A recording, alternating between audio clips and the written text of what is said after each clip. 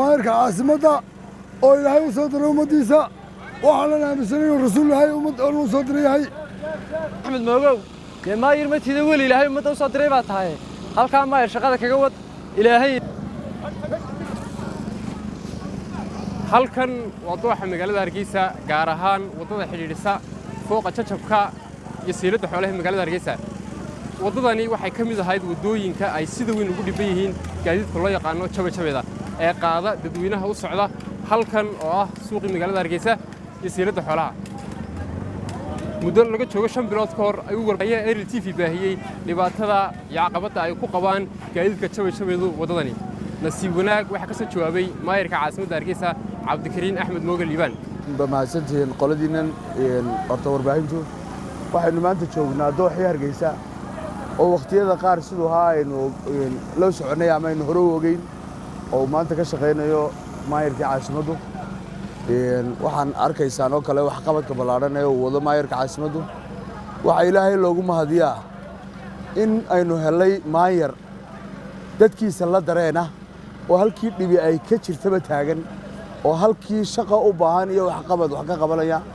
ilaahay baan horta u mahadnaqaynaa mar labaadkana waxaanu leenahay maayir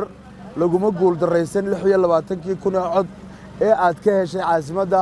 haddaanu nahay reer Hargeysa waxaanu u baahanahay waxaanu helay maayir reer Hargeysa oo wuxuu qabanayo dadkiisa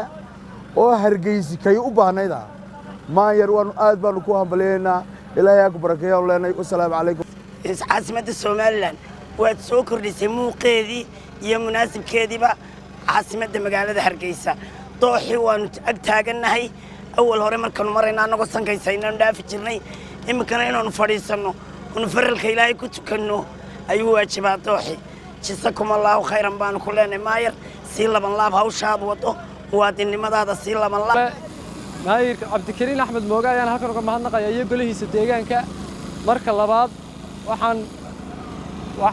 anagu ka mid nahay baabuurta yar halkan ka shaqeysa muddo badan meeshan waxaan naga haystay caqabad marka uu daad soo dhaco iyo marka ay hadii alla ka dhigayo meesha daadku uu ku reebo ciid iyo dhagaxaanta waanu gali jiray kamaanaan bixi jirin ilaahay mahadii maayirku 6 bilood oo uu joogay waa ka dirtimo saaka naga bilaabay waa ka hadii alla ka dhigayo naloo wada shaqadii wada aragtaan walba liisa macallina waxaan u leenahay Cabdikariin Axmed Moogow dee maayir ma tiida weli ilaahay ummadda u soo diray baa tahay halka maayir shaqada kaga wad ilaahayna miisaanka xasanaadka ha kugu daro halkan labaadna waxaan uga mahadnaqay horta halkan haddii aan wax yar ka sheegno waa meeshii uuska iyo haragga iyo madaxa iyo balaayada la deebiyey la soo dhigi jiray dadku iyagoo lanayay dhaafi jireen halkan oo haddee shalay tooleehay waxa weeyaan dunida maalinba maxaa la odhan jiray maalinba ninba u kacaa iminkana waad aragtaan hawsha ka socota iyo meeshu siday ahaan jirtay kanna waa dooxii Hargeysa suugaantu ku jiri jiray isagoo tufaaxa iyo babayga iyo muuska iyo nooc waliba ay sidaa ugu soo fooraraan dooxa shalay baa haydoon ku ciyaari jirnay markii ina xaaji Yuusuf Qabille markay burco xamar laga soo bedelay loo soo bedelay burco waa saalu soo qaadanay haddii taan ka baqaya ay dhacdo bariga la geeyo balal iyo qaasino haddaan idinku soo biiro lixaloon u baahnahay miyuu leeyahay baladkiinu aqal waxa lagu beerayo qariye baarkiisu baabuurna lagu qofolu bay wax karinaayo marka hore bangalada miyuu leeyahay baladkiinu baalka qaadku ku daraayo balwadi isna ma qaato bowsaraan hay baarixiga laba soo gatiya kiisa baaliga isagoo balaayo cunto baa la fidinaayo oo baarka dharabkii kulaana lagu beecaaye badharka fureeshka miyuu leeyahay baladkiinu markaasuu dooxana soo galaya togan magaalada badha labada baalood